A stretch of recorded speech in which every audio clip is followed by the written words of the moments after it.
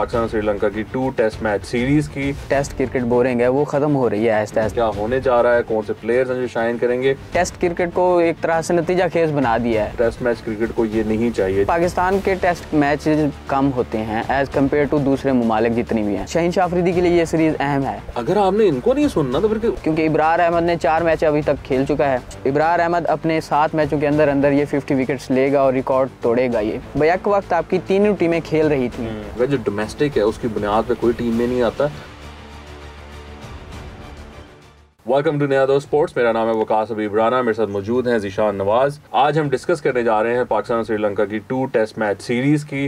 आज हम प्रीव्यू करेंगे कि कल टेस्ट मैच शुरू हो रहा है पाकिस्तान और श्रीलंका के दरमियान, उसकी क्या पॉसिबिलिटीज़ हैं, उसमें से क्या निकलेगा, क्या होने जा रहा है, कौन से प्लेयर्स हैं जो शाइन करेंगे और क्या स्टैट्स हैं। मेरी नज़र में आई एम होपिंग कि ये एक शानदार किस्म की स्पिनिंग ट्रैक पे ये टेस्ट मैच होगा कल वाला, और जो स्पिनिंग एबिलिटीज़ हैं श्रीलंका की और पाकिस्तान की उनको टेस्ट होना चाहिए। End of course in return जो श्रीलंका के बैट्समैन हैं और पाकिस्तान के बैट्समैन हैं उनकी स्पिन खेलने की एबिलिटी जो है उसको टेस्ट होना चाहिए, फिर ही मज़ा आएगा। आई एम होपिंग कि ये कहीं कोई फ्लैट विकेट ना हो, बिकॉज टेस्ट मैच क्रिकेट को ये नहीं चाहिए। जहाँ पर ऑस्ट्रेलिया में फास्ट पिचेस होती हैं, इंग्लैंड में स्विंगिंग पिचेस होती हैं, सीम होती है बॉल, वहाँ पर श्रीलंका हो या इंडिया भी बनाता है स्पिनिंग ट्रैक्स टेस्ट मैचेस में, तो वो फिर उसी तरह के ट्रैक्स होने चाहिए जहाँ पर के एक मुख्तलिफ किस्म का चैलेंज हमें देखने को मिले। अब मालूम नहीं कि वो क्या होता है कल, लेकिन आई एम होपिंग कि ऐसा हो, फिर ही पता चलेगा कि पाकिस्तान की जो प्रिपरेशंस थी, पाकिस्तानी क्रिकेट टीम ने काफ़ी कैंप लगाया, स्पिनर्स का स्पेशलाइज कैंप था लाहौर में। वहाँ पर जो स्पिनर्स थे वो सारे स्पिनर्स आए हुए थे, और फिर जो बैट्समैन थे ओबियसली वो भी पाकिस्तान टीम के, उन्होंने भी प्रैक्टिस की। सो आई एम होपिंग कि उसका उनको फ़ायदा हो।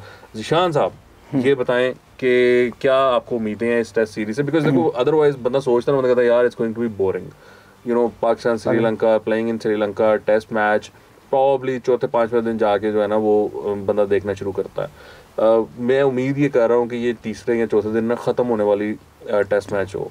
तो व्हाट डू यू थिंक कि क्या होने जा रहा है? जिस तरह से आपने बात किया ना बोरिंग, जब से बेसबॉल आई है उसके बाद से तो ये बोरिंग, वो जो मेंटालिटी बन रही थी कि टेस्ट क्रिकेट बोरिंग है, वो ख़त्म हो रही है आहिस्ता आहिस्ता। क्योंकि और प्लेयर्स ज़्यादातर जो टेस्ट T20 खेलते हैं, वनडे खेलते हैं, वही टेस्ट में होते हैं, तो वो 4 से 5 दिन में ख़त्म होने वाला बन गया है। अब आप मैक्सिमम तौर पे देखें 2 से 3 साल के दौरान टेस्ट के नतीजे निकल रहे हैं, मतलब ड्रा वाला सीन कम हो रहा है और टेस्ट का नतीजा निकल रहा है इस हवाले से। इस तरह बेसबॉल जो है ना, मैं आपको क्लियर कर दूं, ब्रेंडन मैकलम की जो फिलॉसफी है या इंग्लैंड की जो क्रिकेट टीम जिस तरह की क्रिकेट खेल रही है उसको कहा जाता है, जिसमें कि आप अग्रेसिव क्रिकेट खेलते हैं, आपका जो नंबर 5 और 6 हैं वो इंतहाई अग्रेसिव प्लेयर्स होते हैं। वो मतलब टिपिकली वो टेस्ट प्लेयर्स नहीं होते हैं, वो ये इंग्लैंड ने भी अपनी इंस्पायर्ड होते हैं। T20 इंग्लैंड ने भी इसको चूज़ किया है और ब्रेंडन मैकलम को अपना हेड कोच बनाया है। उस हवाले से जब वो पाकिस्तान आई थी इंग्लैंड की टीम, तो उसमें साफ नज़र आया था कि वो किस तरह से खेल रहे हैं, मतलब कि उन्होंने टेस्ट क्रिकेट को एक तरह से नतीजा खेज बना दिया है कि अब नतीजा निकलना ही निकलना है। जब आप तेज़ खेलते हैं आपकी विकेटें भी गिरती हैं तेज़ खेलने से, तो उस हवाले से बोरिंग तो अब टेस्ट क्रिकेट नहीं होगी। और क्या उम्मीदें हैं पाकिस्तान की? पाकिस्तान की तैयारी देखी जाए तो बहुत ज़्यादा अच्छी है। क्योंकि before you come to Pakistan की तैयारी, मैं आवाम को ये बताना चाहता हूँ कि पाकिस्तान का जो पुराना डोमेस्टिक स्ट्रक्चर था ना, उसमें जो डोमेस्टिक के 4 डेज होते थे, उनमें सर्टन आपको वो डिज़ाइन इस तरह किया गया था कि अगर आप पहले दिन इतना स्कोर करते हैं कि आपको इतने पॉइंट्स मिलेंगे, लंच से पहले आप इतना कर लेते हैं, इस तरह के थे ना पॉइंट्स, पॉइंट सिस्टम रखा हुआ था, तो वो काफ़ी अग्रेसिव क्रिकेट हो रही थी। मसला ये होता है कि हमारा डोमेस्टिक जो था वो अग्रेसिव हो गया था, प्लेयर्स बड़े डोमिनेटिंग हो गए थे, लेकिन जो हमारी मेन टीम है उसमें वो जो स्ट्रैटेजी का फुकदान है ना, वो बिल्कुल डिफेंसिव, वही 1960 वाली जो स्ट्रैटेजी है ना, वही नहीं निकल रही है। वो वही वाली क्रिकेट खेलते हैं। यही हमने देखा ऑस्ट्रेलिया के खिलाफ, यही हमने देखा इंग्लैंड के खिलाफ, और वो बुरी तरह हमें उसका खमियाजा भी भुगतना पड़ा। लेकिन अब थोड़ा बहुत तब्दीली आई है पिछले तब्दीली भाई, अगर आपकी तब्दीली आई है ना ज़ीशान भाई, तो आप खिलवाएं 5वें नंबर पे मोहम्मद हारिस को लेकर आए। अच्छा, मोहम्मद हारिस थोड़ा सा ज्यादा एग्रेसिव है। हाँ, वो आके फिर मानते नहीं है तो वो उनका बेस्ट और स्ट्रोक्स कम एग्रेसिव है। आप देखें ऑस्ट्रेलिया 5वें नंबर पे किसको खिला रहा है। सो जो एग्रेसिव उनके प्लेयर्स हैं ना, वो कैमरन ग्रीन जो है, वो उसको यहाँ अब शॉन मार्श था ना, शॉन मार्श था, तो वो देखो ना चेंज हो गई हुई है।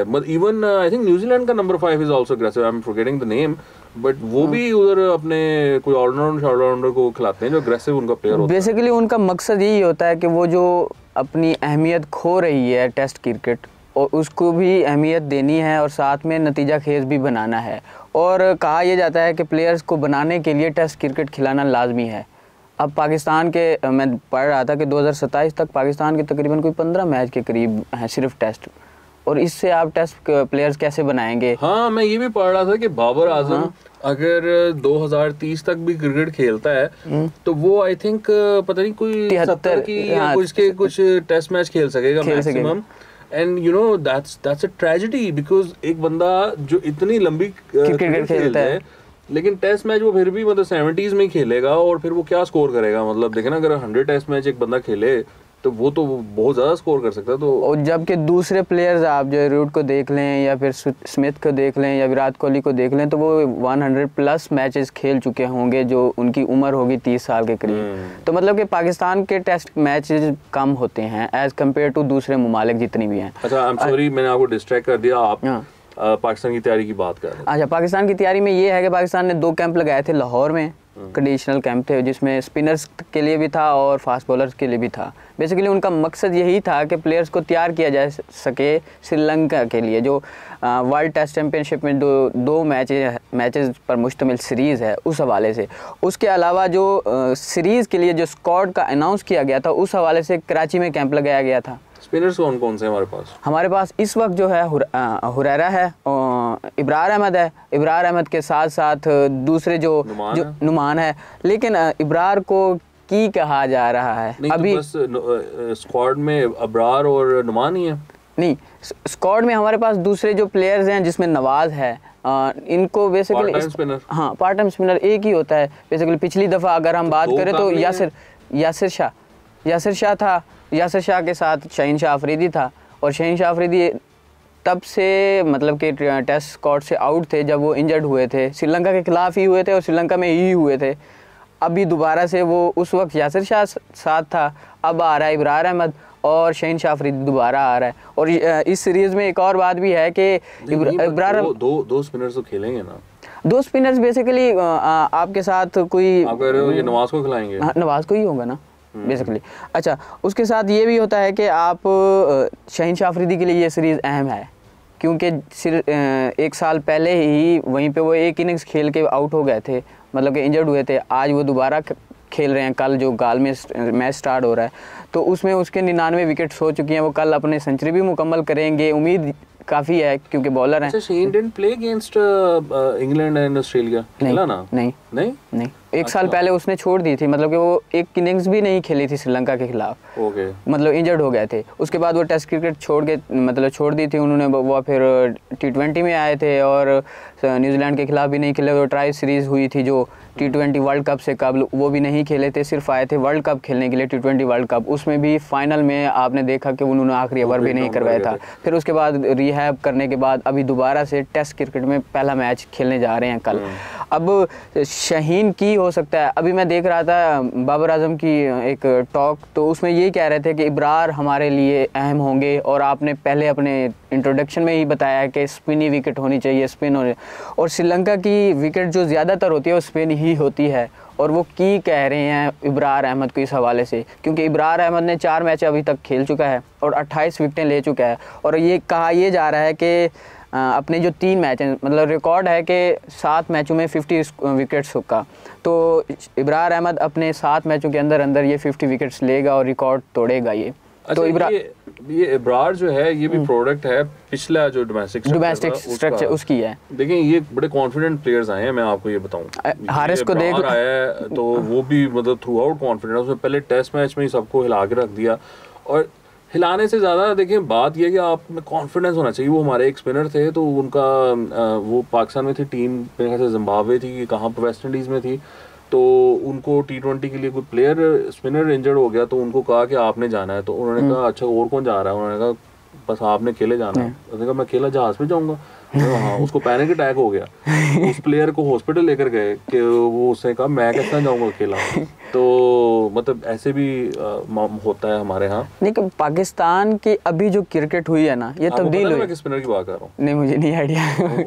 उनका सिंध से ताल्लुक है, वो जो है वो he had a panic attack, उनको फिर हॉस्पिटल लेकर गए, उन्होंने कहा मैं अकेला जाऊँ तो ये कैसे हो सकता है। अच्छा वो अब सो यू नो ये प्रोडक्ट है उस स्ट्रक्चर के जहाँ पे 6 टीम्स खेल रही थी और बड़े you know best of the best जो थे सिर्फ वही खेल सकते थे।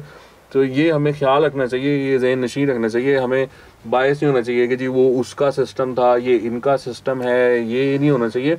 लेकिन उस सिस्टम से आपके पास एक तरह से बने बनाए प्लेयर्स आ रहे थे और उसी सिस्टम की प्रोडक्ट आपको इस साल नज़र आई है कि इसी साल आपकी शाहीन जिम्बाब्वे में खेल रही थी, पाकिस्तान शाहीन।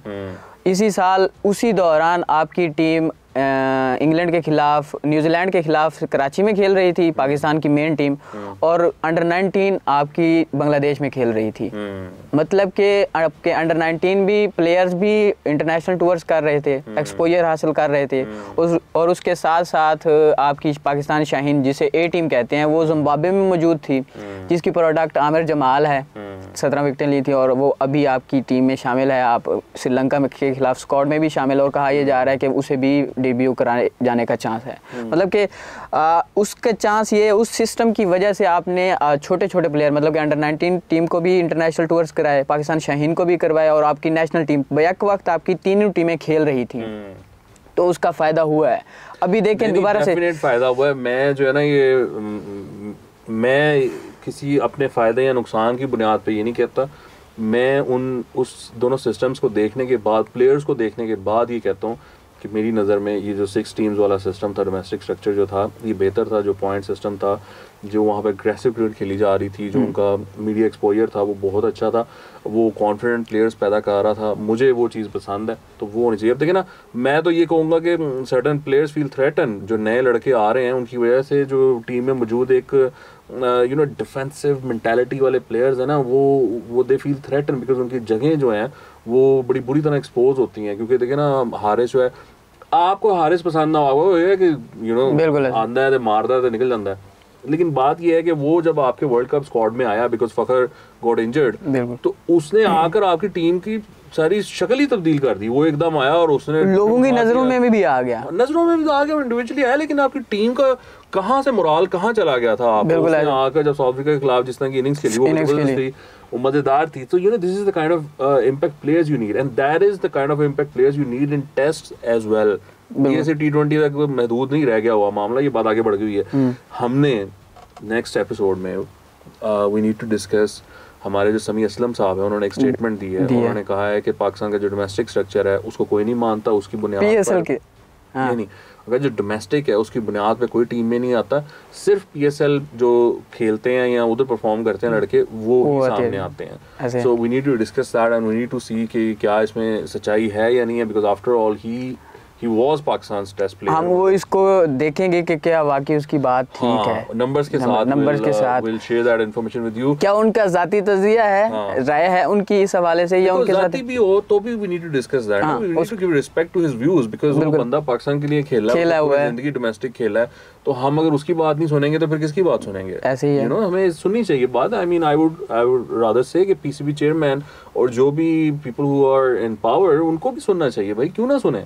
बिल्कुल, अगर आपने इनको नहीं सुनना तो फिर वो चाहे गुस्से में कह रहा है, वो चाहे जेलसी में कह रहा है, वो चाहे उसकी कोई पर्सनल खुन्नस है उसमें कह रहा है, वो जो मर्जी जिस मर्जी पॉइंट ऑफ व्यू से कह रहा है, बिल्कुल आप सुने उसको, क्योंकि वो पाकिस्तान बोल रहा है, क्रिकेट खेला है, टेस्ट मैच खेला है, आई थिंक वनडेज भी खेला है, वो वनडे भी खेला है और फिर डोमेस्टिक भी उसने इतना खेला है। अगर उसका कोई पॉइंट ऑफ व्यू है तो ऐसा तो पॉइंट ऑफ व्यू आपको वेलकम करना चाहिए, आपको मौका ढूंढना चाहिए कि ऐसा कोई बंदा आए जो ऐसी बात करे ताकि हाईलाइट हो सके वहाँ पर, तो वो आपको सुनना चाहिए। और हम कम से कम उसको इग्नोर नहीं करने वाले। Will discuss that, will talk about that in our next meeting with you.